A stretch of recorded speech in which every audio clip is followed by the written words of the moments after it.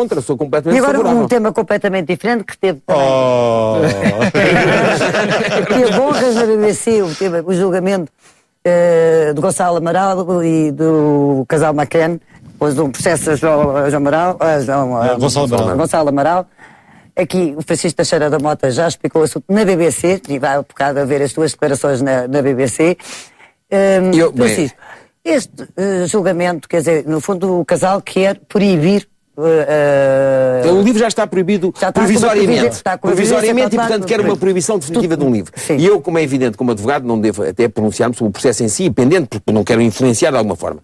O que eu entendo, o que eu declarei à BBC, e isso já é uma questão que ultrapassa propriamente este processo e estas decisões, é a questão se faz sentido, numa sociedade democrática e de informação como é a nossa, e globalizada, uma proibição de um livro. O livro, neste momento, existe uma edição francesa, existe uma edição espanhola em maio de 2009, uma francesa em junho de 2009, uma alemã para os mercados ao Suíça e Austríaca em junho de 2009 e, posteriormente, uma italiana e uma holandesa. E existem 130 mil exemplares portugueses a circular. Existe na internet. Em que medida, independentemente da questão do texto, porque no fundo o que é pedido pelo casal McCann, a proibição do livro é com base em duas questões. Uma é que é difamatória, porque no fundo levanta a suspeita de que eles estão envolvidos na invenção... Não no desaparecimento. Não.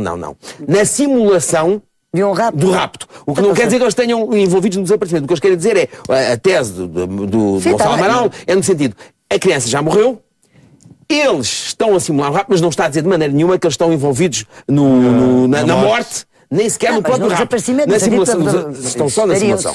A outra questão, e esta é uma questão difamátória, e que ocorre um outro processo, em que há um processo principal, em que pedem uma indenização, não sei, de €1 milhão, isso é uma questão. A outra questão é porque a difusão desta tese de Gonçalo Amaral, de que a criança já está morta, impede que haja um empenhamento, ou diminui o empenhamento, na busca da criança. Estas são as questões que o Tribunal tem decidido e sobre as quais ele propriamente não pronunciou. O que eu levanto a questão é em que medida, numa sociedade moderna, europeia, é possível proibir livros ainda e que essa medida seja eficaz porque os livros existem, como eu disse, há várias edições, o livro pode estar na internet, quer dizer, em que medida isso é eficaz e em que medida isso é legítimo. Mas uma coisa é ser eficaz, outra coisa é ser legítimo. Não se põe também um problema da calúnia neste caso? Pois, essa é a parte da difamação.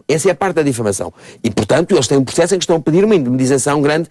Agora, para proibir o livro, é muito discutível, e era isso que eu dizia, no fundo, se forem ao Tribunal Europeu dos Direitos do Homem, se o Tribunal Europeu vai validar ou não validar no sentido de aceitar que Portugal pode estar a proibir um livro. Por exemplo, o Tribunal Europeu já se pronunciou sobre vários casos. Quando foi a morte do Mitterrand, e apareceu logo 8 dias depois da morte dele, apareceu um livro escrito pelo médico a revelar que ele tinha tido um cancro e tinha andado a enganar os franceses durante anos e anos, porque emitia semestralmente boletins médicos em que estava ótimo de saúde e tinha um cancro a avançar até vir a morrer do cancro. Bom, nessa altura o governo português proibiu também através de uma medida cautelar, os tribunais, a família pediu.